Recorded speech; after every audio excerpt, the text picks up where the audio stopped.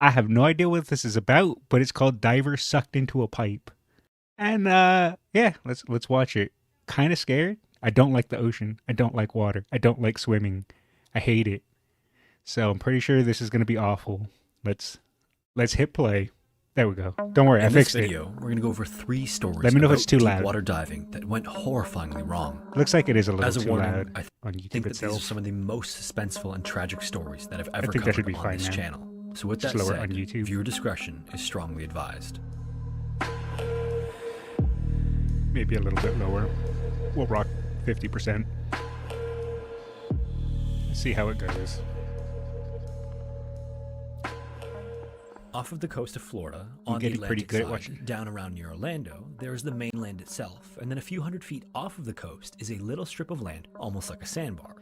Except, this piece of land is much larger than a traditional sandbar and is something known as a barrier island. These are formed by almost the exact same processes as sandbars, but just happen to be much larger in some areas. You know, we're not even into the water part. This is just the early, like, explaining the backstory, and I'm already feeling anxious.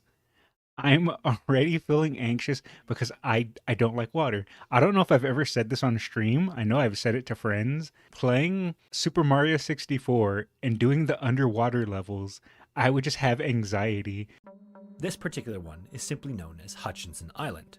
Along this island, there are these beautiful white sand beaches, and on the interior are businesses and even residential areas. In total, there are a few thousand people that live on this barrier island year-round, and as with many parts of southern Florida, the water is perfect for snorkeling and scuba diving. Nope. The water is clear and warm, and there's tons of sea life to check out. But even with how Why would interesting you? this little island is, there is something that is even more unique that is hidden under the water's surface. In between two of these beautiful public beaches, there is a buoy a few hundred feet off of the shore. It's yellow and about 8 feet tall and actually marks something massive beneath the surface. Okay, I just gotta ask, what is the enjoyment of scuba diving? What is the enjoyment of going under the water? My thought process has and always will be, if we were meant to go underwater, we would have been born with gills or something to help assist us swim. We don't have webbed feet. We don't have webbed hands. It's not meant to be. We are monkeys. We are meant to be in trees and on land. In the water here, there are 3 large stone pillars that connect together and look almost like an underwater building. These are so large they can be seen from satellite and from several hundred feet away, but they are fully submerged in the water. If you look across from the shore, all you can see is the yellow buoy floating in the water. It's only when you head into the water by boat that you can see their ominous silhouette deep in the ocean. In July 2015, 2 best friends from high school, Chris and Robert, were out boating along this stretch with their families. Why, Robert? So on the boat were Chris, Robert, each of their wives, and their children. They had been going along the shore from rock pile to rock pile and scuba diving to check out the sea life. As they drove across this stretch, they approached the buoy, and one of them noticed the huge silhouette of something underneath the water surface. Immediately upon seeing it, they knew they had to stop. It was just such a strange thing to see, and definitely Don't seemed out of investigate. place compared to the rest of the normal-looking sandy bottom. So they got up to the yellow buoy and tied the boat to it, but the buoy didn't give any other explanation for what it was or for what the structure was, which only added to their curiosity. Why would you be curious? got- Just leave. Just leave. You're not meant to look at it. Just leave. You'll never catch me on a boat. You couldn't pay me to be on a boat. Got their gear on and hopped in the water to check it out, and as soon as they got under the water, they were amazed to see this massive concrete building that jutted out from the bottom of the ocean. It was almost hard to believe it was there, it just seemed so out of place. Why? So Chris took the Why lead would and you do started this? swimming toward the structure, with Robert not far in behind. As they got closer, there looked to be an opening near each of the 3 pillars. Chris made his way toward one of them and noticed a gentle current as he got closer. Then within a second, the current got unnaturally strong. Immediately, he knew something wasn't right, but before he could even react, he was pulled violently into the opening of the structure and plunged into complete darkness. That is so awful. If I was somehow magically in this situation, I'd just throw my hands up in there and be like, well, I'm dead. Damn. This is how I go out. Well, it's over. It was almost like he had fallen over the edge of a waterfall into a black void. From Robert's point of view, Chris was there, and then a second later, he was just gone.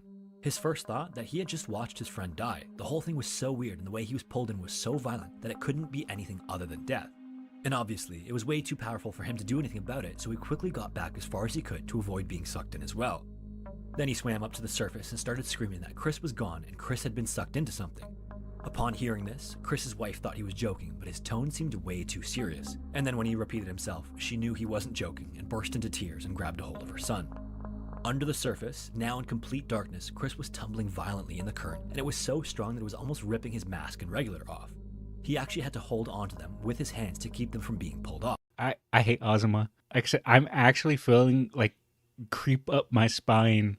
I hate the ocean. Why did I watch this?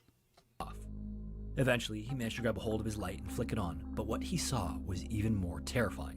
The light went nowhere.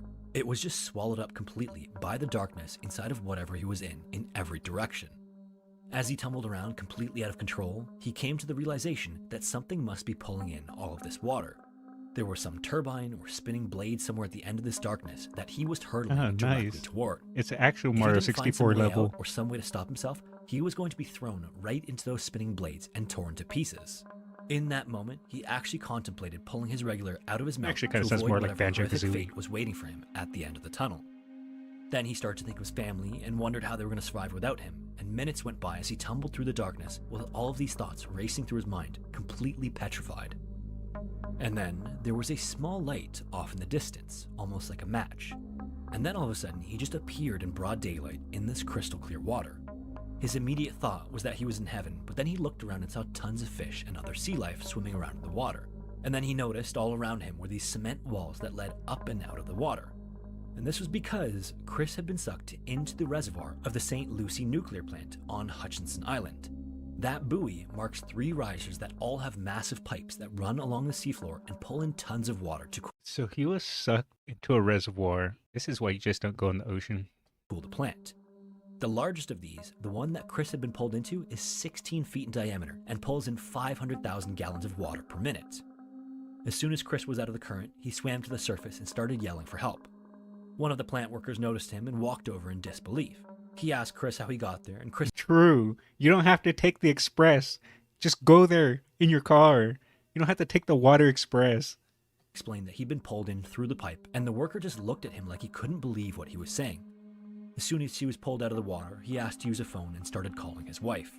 At the same time, his wife was on the phone with 911, explaining to them that her husband had just disappeared. And as she was talking, Chris's calls kept coming in over and over, but because she didn't recognize the number, she didn't answer. Eventually, she did finally answer, and Chris blurted out that he was alive, he had gone through some sort of pipe, but he was safe. Following the incident, That's Chris sued the crazy. plant, claiming there was no sign to indicate the danger, and in response, the plant claimed that there was Wait, did they say he sued? out that he was alive, he had gone through some sort of pipe, but he was safe. Following the incident, Chris sued the plant, claiming Of course he did. Of course. I was scuba diving and I got sucked up by a pipe. Who can I sue for this? there was no sign to indicate the danger, and in response, the plant claimed that there was a sign and a protective cap over the pipe. But in fact, Chris isn't even the first person to have been sucked into that intake. In 1989, an almost To be fair, if they were at fault, he definitely should sue, but it's just funny to hear. identical situation occurred where a scuba diver was pulled in the exact same way. That scuba diver said that the darkness inside of the pipe was unlike anything he's ever experienced.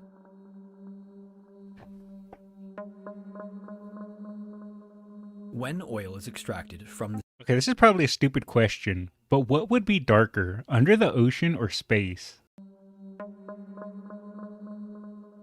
When oil is extracted from the seafloor, it's not immediately usable for most purposes. First, it has to be refined. Wait, there's a part 2? I thought it was just a one and done. I didn't know this was a multi-series of people having ocean accidents. Oh boy. Refined and processed to turn it into some of the more common forms like gasoline and diesel. So generally, after it's been extracted, it's either stored or transported until it can be refined. If the oil rig is somewhere far offshore, this might be with a large tanker ship, but other times it's transported by large undersea Thought pipelines that was a gun run for a along second. the ocean floor. And some of these pipelines are just massive, at close to 2 meters or 6 feet in diameter, and transport enormous amounts of oil at a time. We gotta At get this that size, oil. A person could easily swim through or move through the pipe, but these are generally only reserved for transporting large volumes of already extracted oil. The pipelines that originate from the oil rigs themselves are often smaller. In February of 2022, at around 3 p.m., 5 commercial divers gathered around a section of undersea pipeline in Paria Bay off the coast of Trinidad. The ocean was a This area mistake. is home to the largest oil rig in the area, and these divers are scheduled to perform some maintenance on a particular section of the pipe. In this area, there's a pipeline that runs along the ocean floor, and every 1,200 feet or so, there is a vertical section of pipe that comes straight up and out of the ocean. So from the water surface, literally all you can see is this 36-inch wide metal pipe sticking up out of the ocean. That day, these 5 men were working on one of these vertical sections to perform some repairs and check some of the other work that had been done on them the previous week. Now, in order to even work on the pipe, a big metal chamber is placed over the pipe from the surface. Then, air is pumped into this chamber to push the water out of both the chamber and the pipe itself, almost like when you flip a cup upside down and place it in the water and some of the air remains inside the cup. So, the 5 men got into their scuba gear and grabbed their tools and then entered the chamber. As per their safety protocols, only 4 of them would actually be working, and the 5th man was the designated rescue diver in case of an emergency. As you might imagine, these pipes are not a single piece, but instead multiple lengths of pipe. Why is this man Jesus? Why is he standing on water? There's something known as a flange, which is basically just a ring with holes that get bolted together to create a longer section. They needed to check a few of these flanges and replace a few others, which is why they need the water pumped out of the pipe in the first place. So they start undoing these large metal bolts and pulling the pipes apart, when all of a sudden, a massive suction force pulled all 5 of the men down into the pipe. And remember, this pipe was just 36 inches wide, so one by one, they were ripped from where they were standing and pulled into this narrow opening. This vertical section then travels 55 feet down to the ocean floor, at which point there is a 90-degree bend before 1,200 feet of pitch black, oil-filled darkness. I'm just holding my forehead, suffering, just thinking about it. We should have just conquered the ocean. Can we nuke the ocean? Let's do that. Runs along the seabed. Immediately upon seeing what happened, workers outside of the chamber sent a distress call to all the boats in the area and the Coast Guard. This was picked up by a boat nearby, and one of the men on this boat happened to be the son of one of the workers and also a diver himself. He immediately sped over to the oil rig and saw that none of the remaining workers outside of the chamber were trained divers. So rather than wait for rescuers to arrive, he suited up and got ready to head into the pipe himself.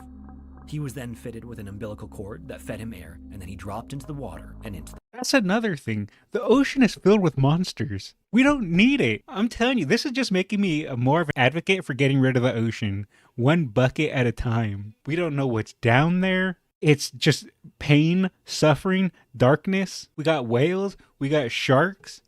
We got anglerfish. I don't think they really do anything, but they're creepy looking. We don't need it. Pipe. He then traveled down this oil and water-filled pipe almost 50 feet before miraculously coming upon the rescue diver just past the bend in the pipe. He grabbed him and started to pull him out, and while he was doing this, he could hear noise coming from further along the horizontal section that ran along the sea floor. As soon as he pulled the man out, he went right back in, hoping to pull out his father and the others, but all he found was some of their dive equipment. And in all honesty, though, in all seriousness, that guy's actually a freaking hero. He continued in, but soon enough, he got to the end of the umbilical cord and couldn't go any further. When he got out of the water the second time, he tried to get different equipment to head back in, but by then, the Coast Guard was there and stopped anyone else from going into the pipe. The rescue was seen as too risky, and the chance the men inside had survived was too low for it to make sense to send anyone else in. But they'd also learned from the man that was rescued that he had seen 3 of the men somewhere inside the pipe in an air pocket. One of these men was so badly injured from the force of suction and being violently pulled into the pipe that he could barely move. He got that good suck. Okay, sorry. Serious video. When he last saw them, they were all sharing their air tanks as they waited for rescue. Then, tragically, no one else was allowed to go back in until hours later when a small submersible camera was sent down into the pipe. It got down past the bend and then 120 feet into the horizontal section before coming up to some air tanks lodged in the way. With those in the way, the submersible couldn't go any farther and essentially destroyed any chance of saving the remaining 4 men. Not only were they somewhere beyond 120 feet in the horizontal section, but they had just a limited supply of air. Hours turned to days as rescue was planned, but soon everyone was expecting a body retrieval instead of a rescue. A full 3 days later, 3 of the men were located somewhere deeper in the pipe, and all 3 of them were deceased. And it would take another 6 days until March 3rd to find the body of the final man. Because this incident only happened this year, what has been published about it is a little bit unclear, so it's unclear exactly what caused the suction that pulled them in the first place. Now I'm a huge a-hole for making that joke now that I know that they died. Well, and how they all got separated from one another in the pipe. It seems that maybe the man who was rescued was trying to make his way out when he was discovered, while the others were so deep in or so injured that they just couldn't make their way out. It's also I thought that the diver was going to save all of them. That's why I made the joke. Possible that there was still some suction or current that pulled them in further while they waited, but unfortunately, as of now, that's just not known. Well, rip. At just 15 years old, it was already clear to Lynn's friends and family Why is there a part 3? that she wouldn't be taking the normal route through life. During that year, she had already gotten scuba certified, and shortly after that got into a student exchange program that would take her all the way to Australia for some of the world's premier diving on the Great Barrier Reef. Okay, actually, quick side tangent now that I'm thinking about it. That submersible, like, what was it, like a year or two ago? The one that went to go see the Titanic? Was that a leak and then they drowned? Or did it essentially just get tin can pressure crushed? Because I don't know which is worse. I feel like your ship leaking and getting filled with water and you drowning is probably 10 times worse than getting pressure crushed, right? Because getting pressure crushed, you just die instantly. But I feel if you had to choose between getting tin canned or drowning, tin can honestly is probably better. But either way, it was a sad story. And this adventurousness would only continue when shortly after graduating from high school, she took a 7,000-mile road trip cross-country with just the family dog as company. At 18 years old, after having been busy exploring the country for the last little while, Lynn decided to continue diving. She had already fallen in love with it a few years prior, but she just hadn't gotten that much opportunity to do it. How do you fall But in now love that with she had more diving? time on her hands, she enrolled in an advanced open water training course. This dive course was Just about 2.5 skydive. hours away from her hometown We don't need in the Glacier ocean. National Park, Montana, and in contrast to all of her previous experience, she would now be learning in cold mountain lakes instead of the bright, warm ocean. The first of these dives was in Seeley Lake, which is kind of cold year-round, but now in the fall was just a few degrees above freezing. To combat this cold, Lynn rented a wetsuit from the dive shop that was hosting the training course, which, if you know much about diving, is not really appropriate for temperatures that cold. I'd rather water dive than skydive. I'd rather do neither. You know what I'd rather do? Stay in my room in my home. That's what I'd rather do.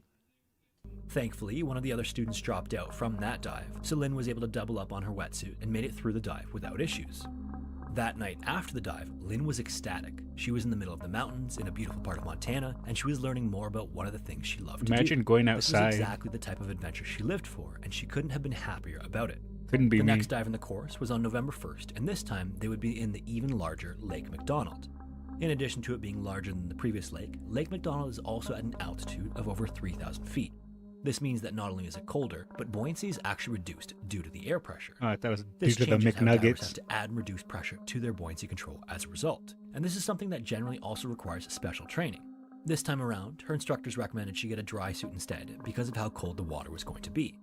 In contrast to a wetsuit, a dry suit actually keeps the diver completely dry and keeps a small amount of air inside the suit. Yeah, And I in didn't know addition to that. keeping the diver warmer, air is actually added to the suit itself to make it more or less buoyant. But with these advantages also comes worse mobility and more complexity. Oh, so you get fat and slow. Gotcha. I'm learning all new things about diving today, which I kind of wish I didn't. Wetsuit doesn't really require any Oh, you know what it actually is? If I'm understanding the way he explained it, it's like in Dragon Ball Z when Vegeta like made himself super muscular when fighting Cell. He was technically a lot stronger, but he was so slow he couldn't hit him. Is that how they're saying that works? You get a little bit more buoyancy or buoyancy, whatever. You get more floaty, but you're less mobile. That's how I envision it in my mind. training, whereas a dry suit often does. Lynn ended up renting a custom dry suit for the dive, and then the instructors and the others headed to Lake McDonald. Soon they pulled into the parking lot and saw that the entire lake was surrounded by these gorgeous snow-capped mountains, and the water was crystal clear, basically just a perfect spot to practice. Initially, they hoped to get there around 2:30, but it was already 4 p.m. by the time they got there, and so with sundown just an hour away, they hurried to get all their gear on and get in the water. As Lynn was getting her dry suit on, her and her instructors noticed that she was missing a hose that was supposed to attach to the front of her dry suit. That hose was the one that allows air to inflate or deflate the suit, and so is crucial to controlling the buoyancy. But rather than cancel the dive, they told her that it would be fine if she just used her normal buoyancy control device that she would have used with a wetsuit. Look at all these rules you have to have just to go underwater. You don't need the ocean. This is typically inadvisable because a dry suit is heavier and requires more air to become buoyant. But for a single dive, they figured it wouldn't be an issue. Next, instead of a quick release weight belt, they loaded her dry suit with 24 pounds of lead weights and then an additional 20 pounds inside her BCD. Then finally, after all the issues had been resolved, the group got into the water just a few minutes before sunset at around 5 p.m.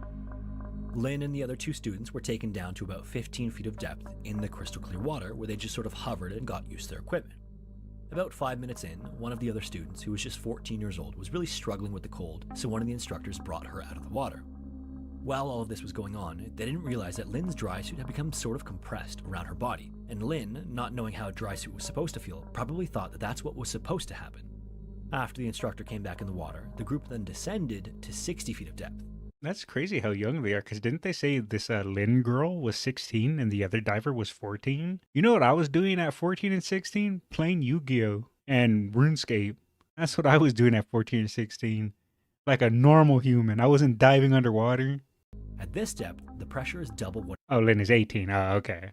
it is on the surface, and You know what I was doing at 18? Still playing RuneScape. this is when Lynn would have noticed that something was seriously wrong. As you descend, the air compresses, including the air inside of a dry suit. It's crucial to continue to inflate the suit, otherwise it can become almost like a vacuum seal and completely restrict your movement.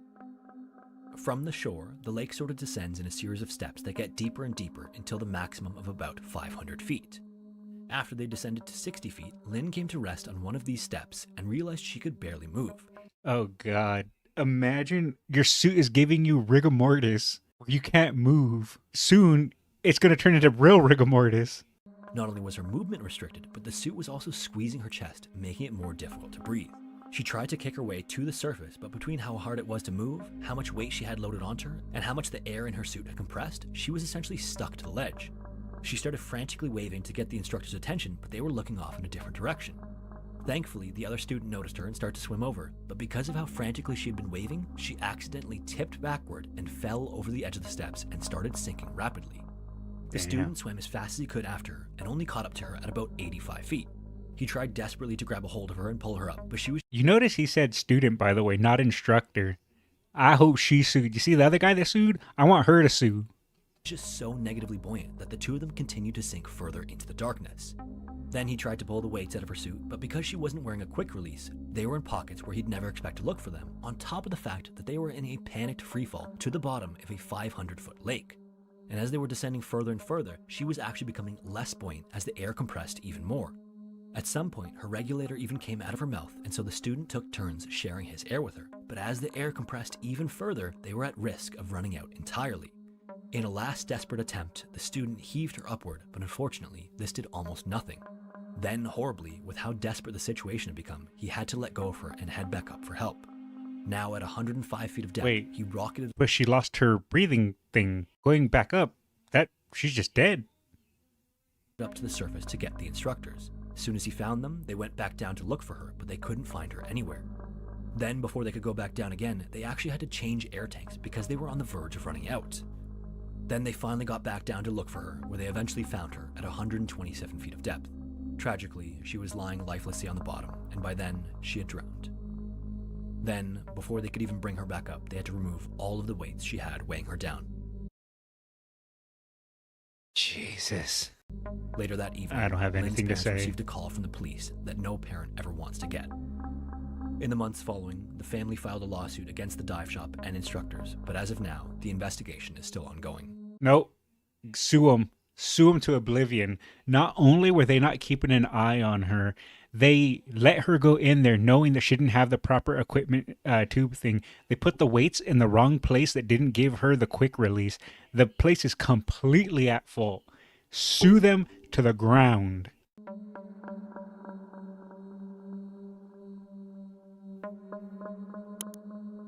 Hello everyone, my name is All right. Well, John, you know, welcome I'll to be Scary a Interesting. good dude Just and a let few quick the video reminders. finish. First, there is now a Scary Interesting subreddit for story suggestions, or you can always submit them directly by email.